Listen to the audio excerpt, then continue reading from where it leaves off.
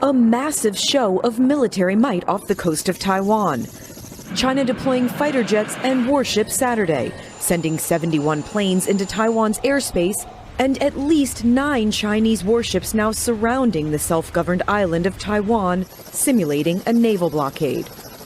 It's the start of Exercise Joint Sword, 3 days of military action that Beijing says is a serious warning. This is their way of trying to intimidate. The exercise is in response to days of high-level talks between the U.S. and Taiwan, beginning with President Tsai's meeting with House Speaker Kevin McCarthy in California.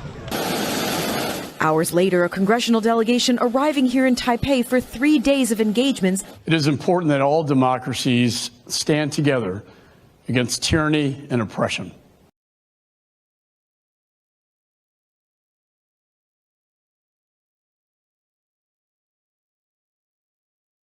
Tonight, the Justice Department is investigating a leak of dozens of classified U.S. military documents that reportedly contain top-secret information from the war in Ukraine to China to Iran and North Korea.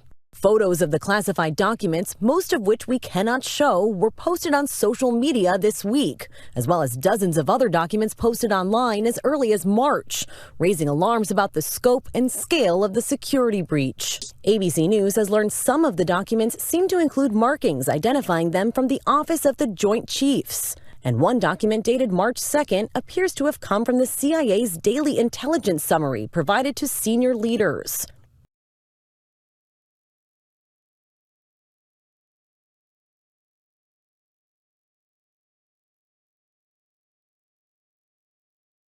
The U.S. Navy has deployed a submarine capable of carrying up to 154 Tomahawk missiles to the Middle East, a spokesman has said. The nuclear-powered submarine passed through the Suez Canal on Friday. The move appears to be a show of force towards Iran following recent tensions. The Navy rarely acknowledges the location or deployment of submarines. Washington is believed to be concerned over Iran's closening ties with China and Russia.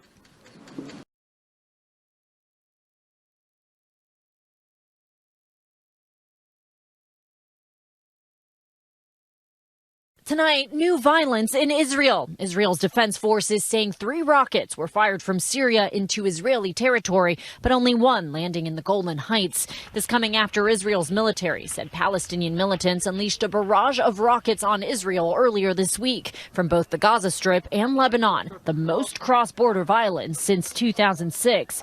Israel's defense forces firing back, claiming to strike Hamas-controlled targets. The region also seeing a spike in terror with 2 attacks carried out on Friday. In Tel Aviv, mourners paying their respects after an Italian tourist was killed by a driver plowing into pedestrians walking along the city's iconic boardwalk, injuring at least 7 others.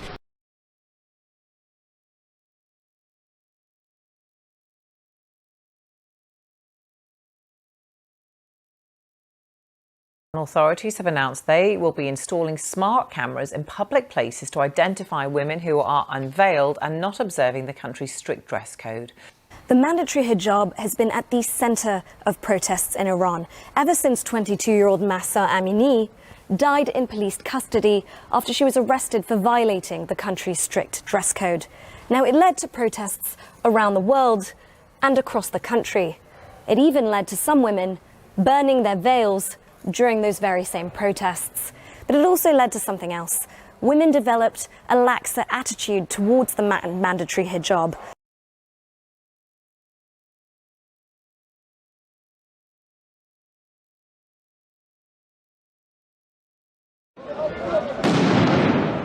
More chaos on the streets of the capital. Riot police are pummeled with rocks, paint and other projectiles as protesters run riot. Officers wore heavy armour and they needed all the protection they could get as anything and everything was thrown their way. Before long, police were on the charge, forcing demonstrators back with batons and tear gas.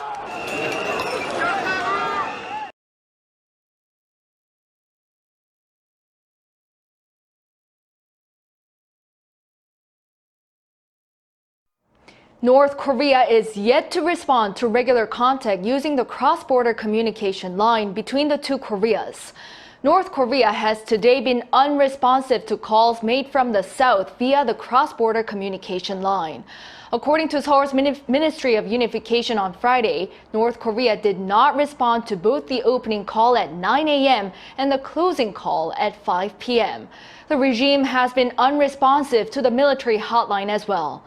The ministry said that as communication lines in the south works fine, it'll closely monitor the situation, including possible technical problems on the regime's end.